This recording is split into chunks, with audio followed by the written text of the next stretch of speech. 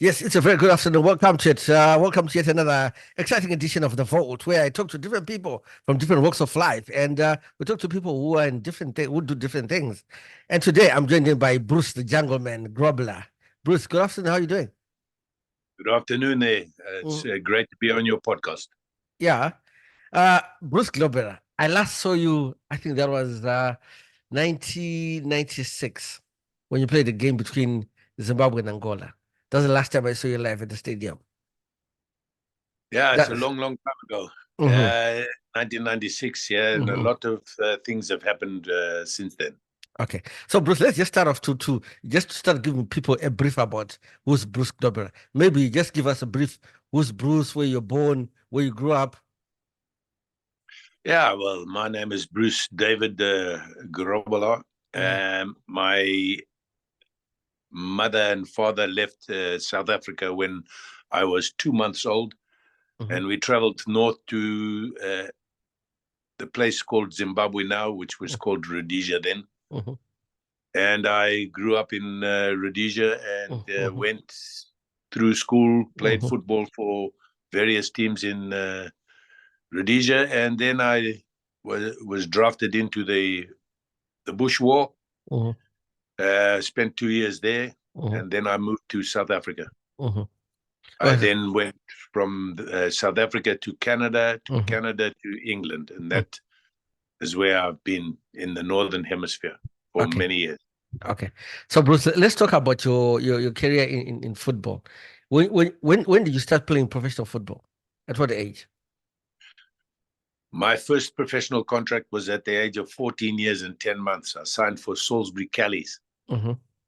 and that was in Rhodesia, where Salisbury Callies never played in a white league. They played in a black league. Mm-hmm.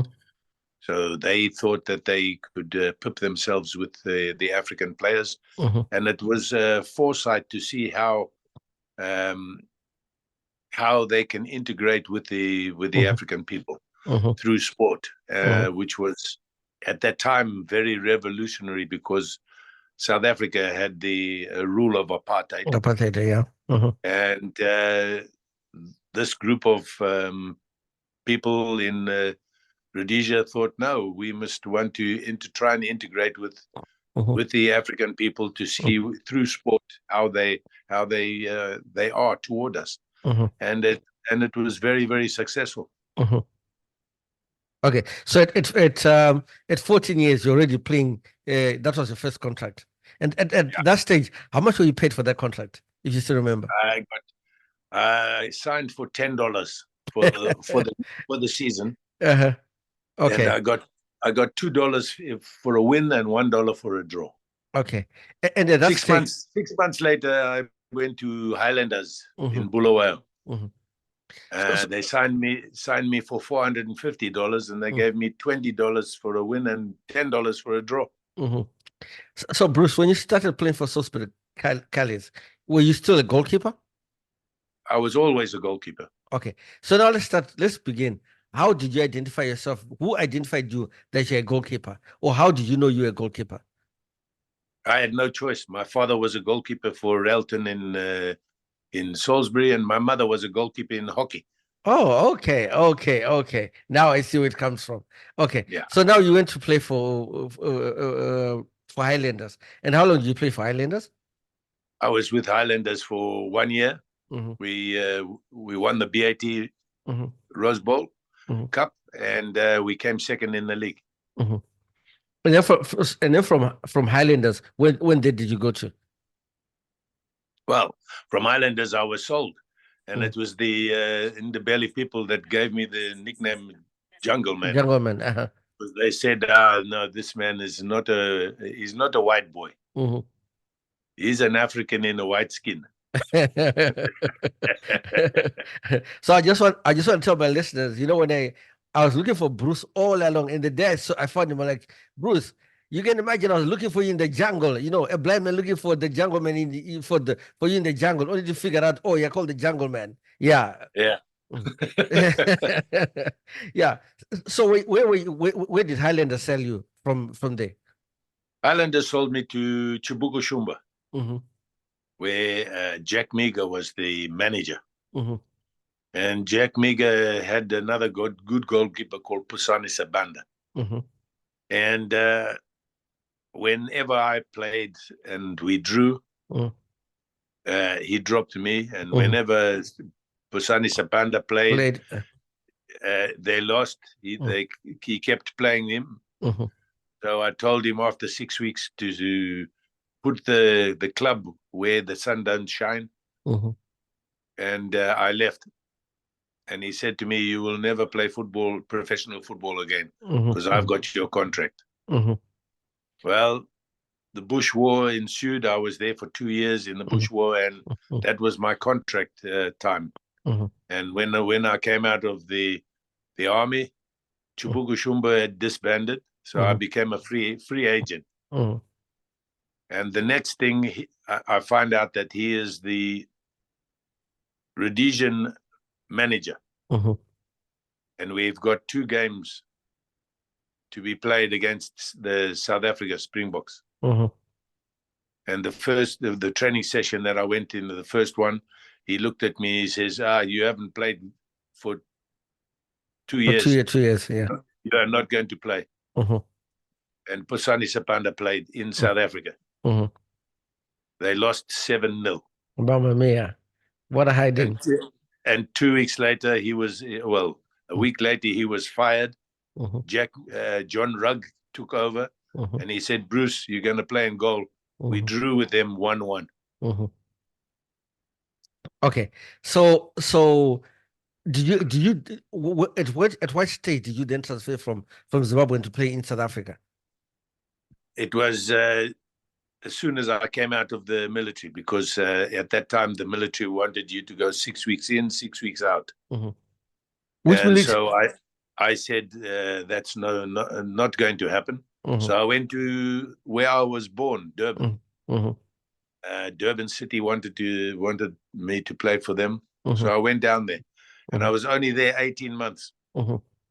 And the South African Defence Force military told me that I was going to go into the South African Bush War. And I went. A friend of mine got me a trial with West Bromwich Albion. So now I understand. And now I understand why you're called the Jungleman, because you kept on going to these bush wars. So most of the time you're always in the jungle.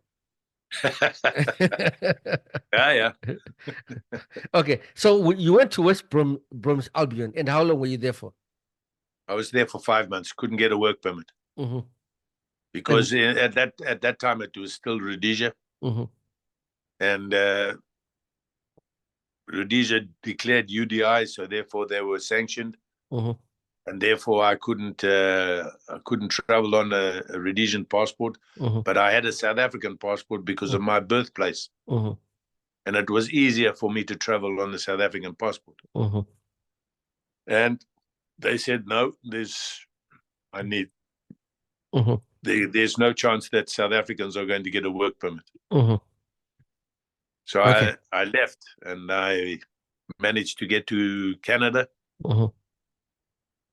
where I was there for 2 years. And in Canada, which club were you playing for? I went to Vancouver Whitecaps. Still, they reinvented themselves. When the North American Soccer League folded many years ago, they reinvented themselves to Vancouver 86ers, because in 1986 the league started again. And then now recently they've bought back the franchise Vancouver Whitecaps, and they've reverted back to Vancouver Whitecaps in their MLS. Good story for them.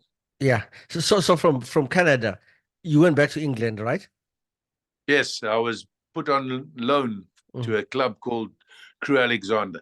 And I spent 24 games, played 24 games for Crew Alexander before being spotted by Tom Saunders and Bob Paisley in Liverpool. Okay. So how many years were you at Liverpool? From 1981 until 1994, 13 years. 13 years. I remember that stage. I think that's when I began to really like Liverpool. You know, you never walk alone. So Bruce, tell us about your experience when you played for Liverpool, because I think Liverpool was the biggest club that you played for, right?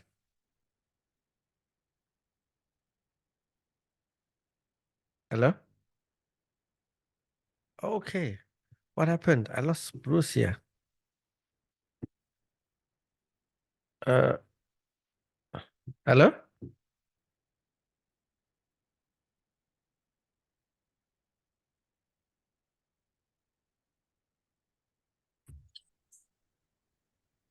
Okay. So Bruce, just before I lost you, I was talking about but we're talking about Liverpool. That Liverpool was the biggest club you played for, right? Yeah. And you're there for 13 years. Tell us your experience in playing for Liverpool in those days. Listen, when I was told that I was going to be bought by Liverpool, I couldn't believe it, because they had the best goalkeeper that Liverpool has ever had, and also the best goalkeeper in Britain at the time, in Ray Clemence. So it was quite daunting for me to come there with a great goalkeeper like Ray Clemence there. But then all of a sudden, after a few months, he left. After the season in 1980-81 season, he left. And I was thrown in the deep end, which first 6 months wasn't so good, but we ended up in my first season winning a double, which is the league cup and the league. And then for the next 3 years, we won another double, and then a treble. So in my first 3 years, I won 7 trophies. Okay, wow, Mamma Mia! And to you, which is the match that you'd say brings you the best memories? Well, of course, there's one big one. The first League Cup against Ray Clemence at Wembley. We beat them 3-1. That was my first medal with Liverpool. And then probably the European Cup in 1984 against Roma in Rome. That was iconic. And which one would you say would be like your worst match? You'd be like, there I performed badly. There was a game where I was supposed to go to play against Egypt in Harare, because we only lost 1-0 to Egypt away. And for us to get back to Harare, we had to get on the Air Zimbabwe flight. But what happened on the Air Zimbabwe flight, it blew an engine on landing and never took off. So I could never get to Harare for that game. And we lost 2-1 on aggregate, because it was a 1-1 draw. So that was probably, and the game that I played was against Sheffield Wednesday. And I made the biggest blunder in my life, where I came out of the area, tried to find someone on the left back, and it got intercepted, and I got beaten from 30 yards. So that was probably my worst time. Okay, Bruce, let's talk about Bruce and the Warriors. How many years did you play for the Zimbabwean Warriors? I played for the Zimbabwe Warriors. If you have a look, I played for Rhodesia in one test match, and then the country changed to Zimbabwe. I played for them from from the early stages right up until 1985. Okay. Which game would you say was the best game that you played for the Warriors? There are many. You see, what you've got to look at is my career with the Warriors. It was clouded in controversy, because my association with the Zimbabwe national team was one that I did everything for my fellow players. Whether they are whatever color, creed, race, I helped them.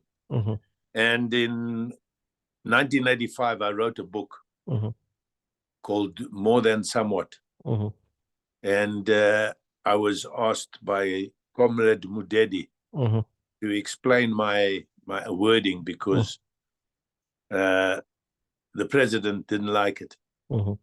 And they took my passport away in 1985.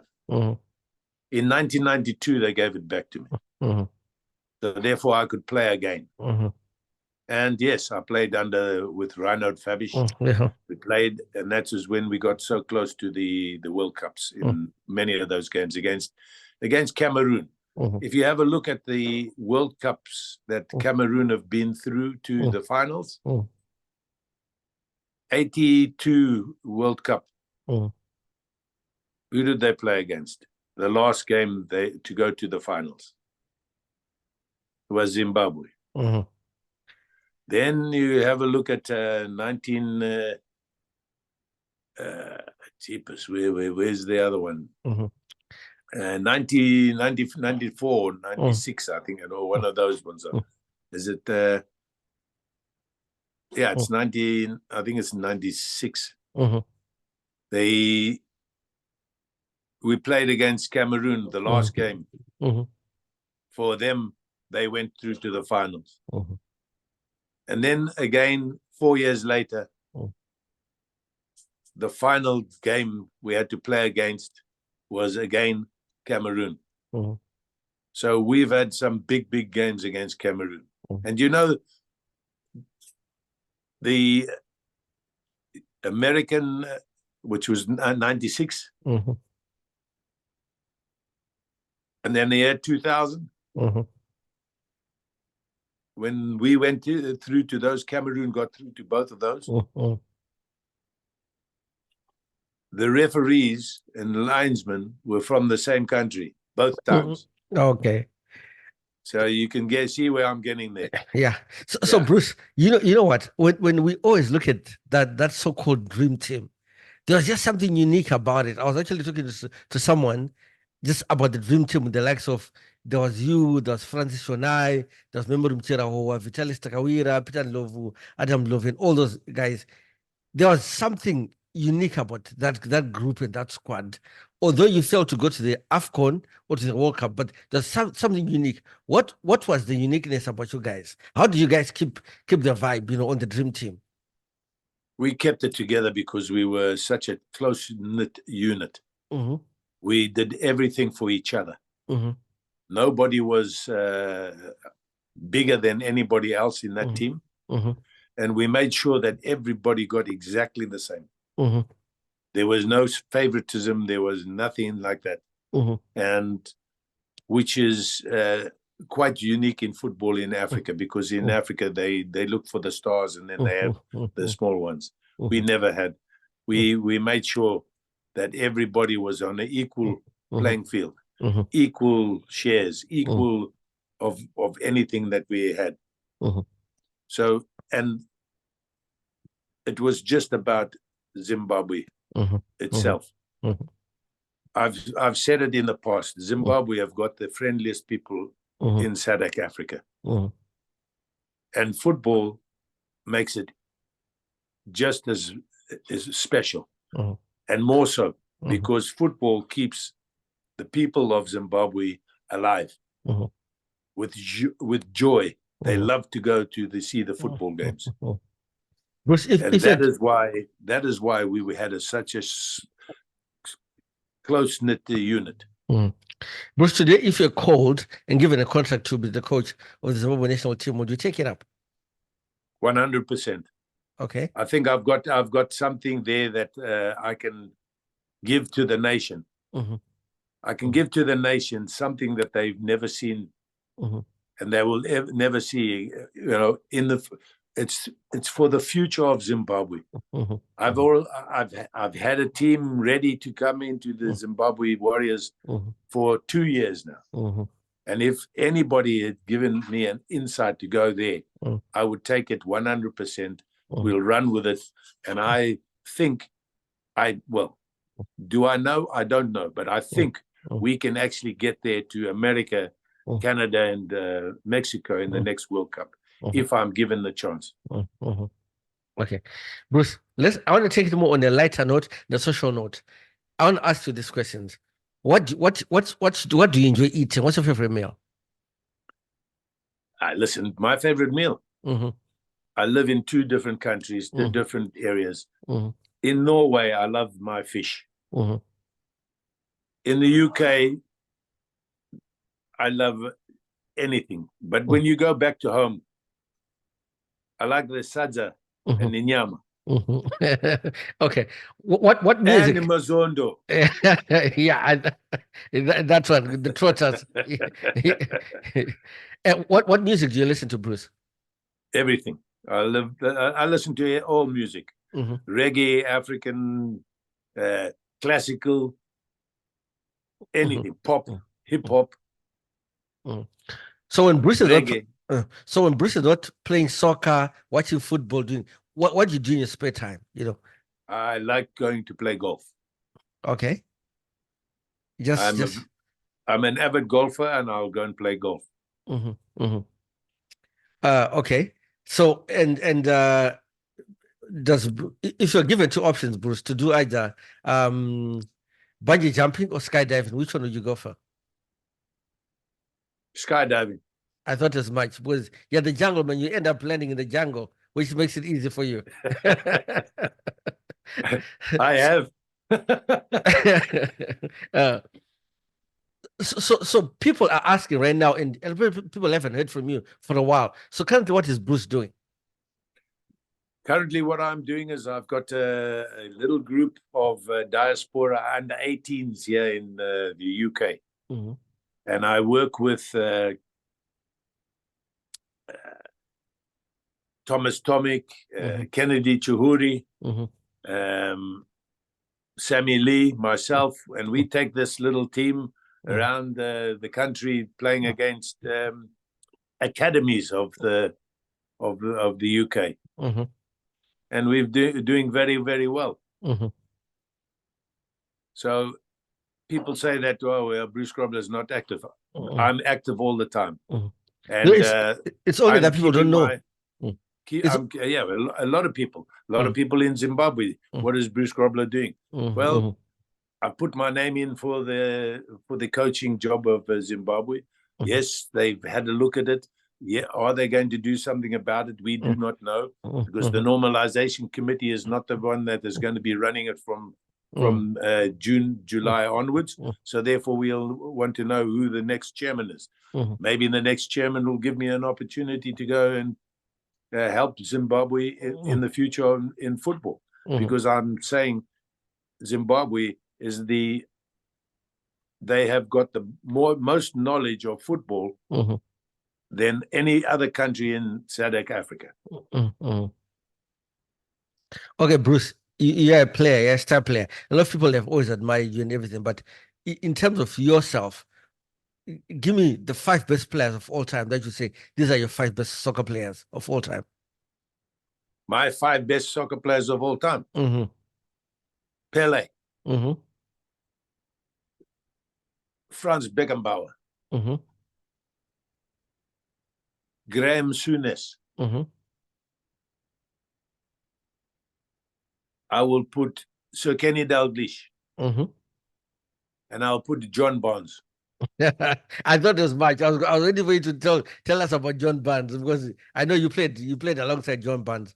No, Bruce, it's always been great talking to you, and I'd love just to tell the listeners that you're one of the most open-minded and free spirits that I've actually interacted to and just got hold of, and thank you so much for agreeing to come on this show and hosting you this great afternoon. And definitely we'll be keeping track of you, and we'll be keeping in touch with you and hoping that you get the job to coach Zimbabwe. Well, I hope so too, because Zimbabwe need a good team of leaders on their football field. The youngsters we have got today are the most talented I've seen in a very, very long time for Zimbabwe. And I know that we can get to greater heights if given the opportunity to coach this young side. But just before I let you go, regarding the issue of coaching Zimbabwe, besides just playing the football, isn't this also the issue of like at the moment they don't have no infrastructure in the country, they don't have all this kind of thing. Don't those things play a part in the success of a team? Yes, it does. But you see, the thing is, with the team that I'm going to be bringing, we're going to bring the infrastructure on the outside into Zimbabwe. We will grow it from the top down and from the bottom up. So therefore, everybody gets a stake in it. Okay, no, Bruce, we'll be looking for you in the jungle and hoping that your dream comes true to coach Zimbabwe. Thank you very much indeed. It is an honor and a privilege to come on your podcast. No, thank you, Bruce. Thank you so much, and have yourself a lovely day. And you too. And all to those listeners out there, Bamberi, let's get this Warriors team going. Bruce, before you go, there's one statement that you always used to say. You used to say, Bora Rikurasise. You remember that statement? Kurasise. Thank you so much, Jungleman. Have yourself a great day. Cheers. Thank you very much. Bye. Ciao.